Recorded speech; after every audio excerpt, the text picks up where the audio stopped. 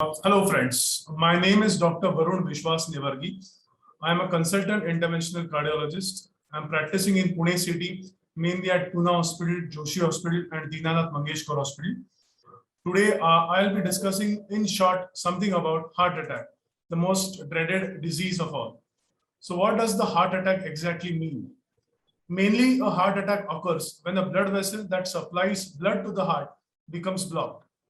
This reduction in blood flow will reduce the amount of oxygen supplied to the heart.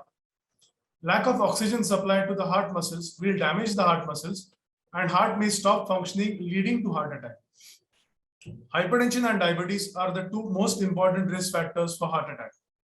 So what are the other lifestyle factors responsible for heart attack? So a person is at a higher risk of having a heart attack if he has the following risk factors: high cholesterol levels, family history of heart disease, age above 40 years, smoking tobacco, excessive intake of alcohol, being overweight or obese, physical inactivity or have a sedentary lifestyle, unhealthy diet, and stress. So what are the signs and symptoms of heart attack? A heart attack may cause multiple symptoms. Chest pain is the most common symptom. This can feel like uncomfortable pressure, aching, numbness, squeezing, fullness, or pain in the chest. This discomfort can extend to arms, neck, jaw, or back. However, it is not the only symptom.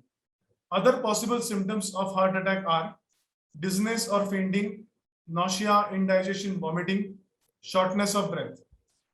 What should be done to protect your hearts to prevent heart attack? After a first heart attack, make prevention your priority. One can reduce their risk by making positive changes to lifestyle, such as taking your medications as prescribed, attending your follow-up appointments, controlling your high blood pressure. Excessive salt intake is also known to increase the blood pressure. Drinking too much alcohol and cigarette smoking raises blood pressure and puts you at a higher risk for heart attack and stroke. Reducing these factors can help to reduce further complications of it. Treating the blood cholesterol and blood sugar levels.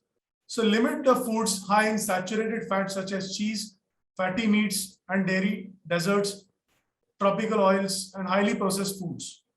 Emphasize on a diet that includes fruits, vegetables, whole grains, poultry, fish, nuts, while limiting sugary foods and beverages.